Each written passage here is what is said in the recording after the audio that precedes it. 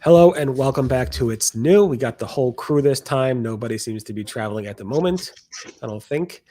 That being said, Crystal, what do you got for us? Well, Bing, OpenAI, and the partnership that just keeps on giving. Nice. And Morty? Google's AI is living la vida local. Greg? Google has some performance hacks to let you see and segment your performance max. And I'll be quickly talking about some Halloween spooky search ranking volatility. And does Google want you to stop hiring SEOs?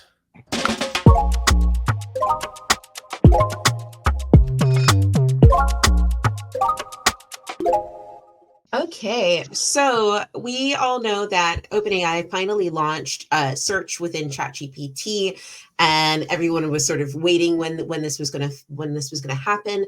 But as per a few suspicions, we've now got some confirmation that Bing is one of the important drivers for some of the search results that you might see there. So we've had some discussion from The Verge, and within and then from the team from OpenAI and Bing, they were saying that they use lots of services, but that Bing is a very important one. And I think that for those who have been paying attention, if people are particularly interested in traffic from ChatGPT, they might want to dust off their Bing skills. Maybe have a look into Bing Webmaster Tools to see if that has any impact on how they show in this new search engine. But yeah, it'll be interesting to see how this develops. Yeah, I find it funny that this guy named Ivan on LinkedIn is like, yeah, I'm a black hat, and I got my site banned from Bing, and then I noticed that my site wouldn't show up in ChatGPT search. So it was like, that's one of the other points of evidence there. Just funny to see. Yeah, so yeah, again, Microsoft has a strong relationship with OpenAI, so it does make sense, but it's not the only search service ChatGPT uses, so Yeah, keep that in mind. and I think also they have their own crawl bots as well, so that's worth thinking about too.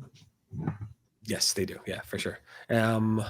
It's interesting. It would be interesting to see if you don't want to be in ChatGPT search, but yet you do want to be in Microsoft Bing search. How does that all work? But with robots, we'll see.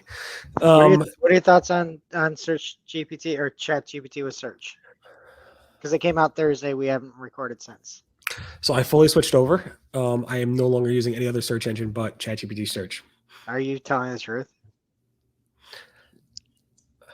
You No, gotta smile. Okay. I'm limited. I am. I used I did 5 queries, and they're like, even though we're giving it to you for free, you can only do like 5 queries per day. So I don't know how a search service works like that. Good point. They haven't gotten there yet. They'll figure it out. I'm a big fan of Perplexity, so I wonder how much this will take from their model that they've got. Like how many clients will just move straight over to ChatGPT with that. Yeah, Perplexity is making some big news also. I mean, over the weekend they got some big news around some type of elections widget. I'm like, yay. Anyway, talking about AI search engines, Morty, what do you got for us? So that was a Friday. You reported about Google adding all sorts of AI stuff to maps. For example, you can say, hey, Google Gemini, we're in, I don't know, New York. Tell us some great places we can visit with our friends at night and to get drunk. And they'll give you a whole bunch of places you can get drunk in New York City, like a little carousel card. The typical carousel cards you would see all over the SERP. That's kind of what they look like. That's good. You can get people to come into your business. There's no friction between that and not organic results, but I guess your Google business profile and your actual business. Then at the same time, Google say, hey, we're offering a Gemini provided summary of reviews in your business profile. So that can go either way, I guess. And also you can now, or you could also ask the AI, okay, so I'm going to go to this place now. Do they serve martinis there? And the AI will either answer you back, they do, they don't, or drink urine. What's concerning to me here is that this can actually have an impact on the business's bottom line, the actual dollars. And if Google gets this wrong, the AI hallucinates a little bit, that would suck. But not to highlight that point, let's highlight this point. Brody Clark spotted that you can, a little test, I guess, where you can highlight the text in the AI overview to get another AI overview. It's like when they watch TV on the show that you're watching on TV. It's like TV and TV. you can highlight the sections. Let's say you're getting a result about like, how is the moon made out of cheese? You're going to highlight the word cheese to get an AI response about cheese. Yeah. It's very like I meta to guess be like that was how. AI overviews within AI overviews within AI overviews. It's like we can't get enough of it, but we always can never get enough of our ads and PMax, right, Greg? Yeah. Well, Google has been revamping and making PMax better and better. When it came out, obviously it was a little bit rough and not a lot of control.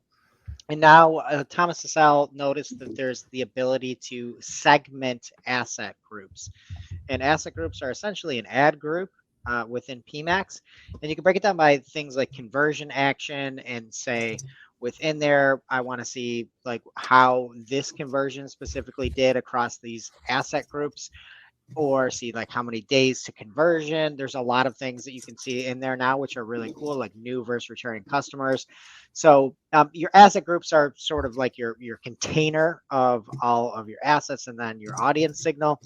And the reporting, frankly, has been pretty trash when it launched, and being able to just hop in there and be like, oh, look, I can see that I'm getting more new customers from this asset group without having to create these custom reports and use scripts and like do everything in the world to get data out of it is a welcome change. And whoever is in charge over at Google with the PMax side of things is actually listening and making it a fantastic product for Google. So check that out. Barry's got it up over on Search Engine Roundtable, and you can see how to start your segmentation with asset groups. It's good to hear that Google is listening in some cases. That's the case for you. It's always the case, right? Listening, yes. I don't know, Greg. Like when my PMax was rough and out of control, I just took amoxicillin. That's where you were last week. Okay. Broken PMax. Anyway, to talk a little more scary news, I covered this on the Friday video, but we didn't cover this obviously on the It's New on October 31st, Halloween time through November 1st, and even throughout the weekend, actually. The search results are pretty spooky. We're calling it the Google Halloween 2024 Google search ranking update. I had to add the 2024 in there just to qualify Google's other names for their updates. And it just seemed like there's a lot of ranking volatility. Similar Web showed a big spike. The other ones did not show as much of a spike. They all showed some spikes, but not as big as a spike as Similar Web. But the chatter was really, really significant, so I had to cover it. And because I wanted to call something a Halloween update, so it always makes it fun to make a Google Halloween graphic. That's always good to do. Glad you enjoy your work there, Barry. Yes, got to get some satisfaction out of it. And then the big hoopla over the past, I guess, several days, starting like, I don't know, since basically this Google Web Creator, conversion summit, whatever you want to call it. It seems like Danny Sullivan made very good friends with these content creators. They all love him now, and they need somebody to bash on. So they decided, with Google's help, I'm just joking. I don't know. It seems like Google's been taking it out of context here, but basically they're all going to go ahead and pile on SEOs and blame SEOs for that. So a lot of these creator summits, maybe a few of them actually, there was about, I think, 7 or so write-ups on this. A few of them pointed out how they were super upset that they had to pay, that they were paying SEOs to do audits and SEO consulting for, a few $1,000s to tens of thousands of dollars to help them recover from the helpful content update. And they are upset that they had to do that. And Google's like, well, you don't have to hire an SEO. And I think there's no exact quote of what he said, but he said, we don't want you paying money for SEOs. This is by Rutledge from TechRaptor. And I don't know if he's quoting him exactly, but he says, Danny Sullivan from the Google Search Liaison said, we don't want you paying money for SEO audits to try to recover. We should be providing better guidance that removes the need for those outside of instances like site migrations or more complex changes. And basically they touched on this in more breakout sessions. And he basically said they spent a significant amount of money on this stuff and they're upset. And since they no longer can be upset with Google, since Google invited them over to the Googleplex and gave them some treats, they now are going to take it out on SEOs. And it goes against everything Google has said and published on their websites over the past several years. I documented many, many times about how Google talks about how to hire SEOs, how Google actually cites in their own documentation SEO advice, specifically around the helpful content update, which is interesting. So it's just interesting. Google gives us guidance. I mean, yeah, anybody could do ads. Anybody could Google ads. They can just read the documentation, create an account, and do it. Anybody could be a dentist. Anybody could be a lawyer. Anybody could do a brain surgeon. But you want to hire somebody who has expertise or has time to do it. So a lot of people don't have time. It's just, I don't know, this whole weird thing. I don't know if you guys saw it over the weekend. It was pretty heated. And I figured I'd do a post just to cause more heat. I think it's a very tricky situation, because yeah, like you said, like SEOs have worked incredibly hard for years and have driven change and supported clients through all of this sort of stuff. So it's an interesting approach for them to come out with this. It doesn't quite align, like you said, with what they've said before. Yeah, go ahead, Morty. I just want to know what advice they're talking about. Is it write good content? Is that the advice they're saying to follow? I mean, they provide audits. There's probably a whole slew of SEO checklists that they provide. I'm not saying none of it helped them recover from the helpful content update. It's like when you freeze. It's one of the reasons, and I say this all the time, I don't provide SEO services because I don't control Google. Google could flip the switch tomorrow, and no matter how great of an SEO I am, Google changed the algorithm. They can make a mistake like they did with the helpful content update, and there's nothing. You could have paid me tens of thousands of dollars and there's nothing I could do. This is why I do software development. You tell me you want to build something, I could build it for you and deliver on that. I can't deliver on Google. I've been saying this for years. Now, I don't blame SEOs for doing it. I mean, you could hire a doctor to fix, I don't know, whatever issue Mordy had over the past few weeks. And he could be not solved. And how much money have you paid towards that? We don't know and you still are messed up and there's nothing you can do about it. Nothing. Spending all this money on my socialized medicine. Yeah, if it's a busted PMax, you can't recover from that. Just take amoxicillin.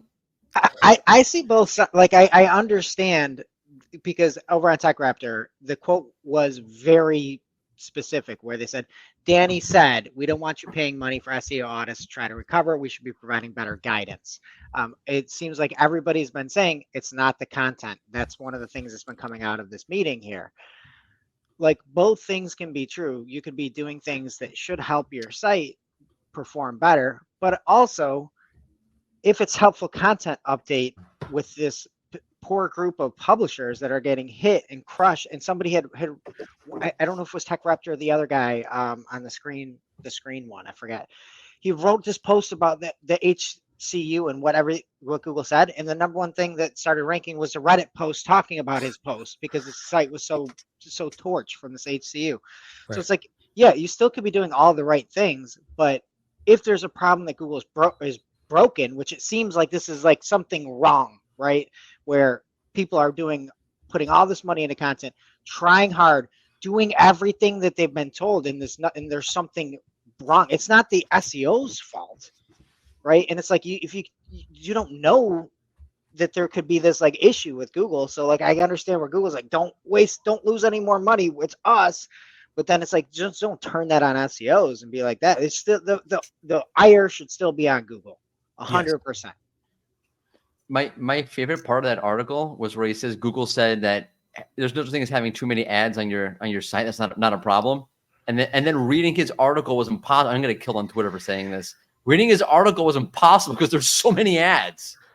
Yeah, the ads were distracting, and I have like the latest MacBook Pro maxed out mega RAM, and my CPU is spiking. And I get it. I don't. Google's just they didn't tell people anything at this event, and they all came out with that saying Google told us nothing, but we like them more for telling us nothing. Maybe the lunch was really good. I heard it wasn't. Yeah, it was like a great place to work. There was like, I don't know, not coffee. They said it was a ghost town, and the lunch was bad, and they only pay like for the cheapest room. But Danny Sullivan has a way with people, and I give them. I mean, they basically, I think they do want to improve their algorithms and fix this issue, but it seems like they need somebody to attack, and this is why I started Search Engine Roundtable, so people have somebody to attack me, and go after me. Leave the SEOs alone. That's What's it. your All address? right, everyone have a great day. See you guys tomorrow.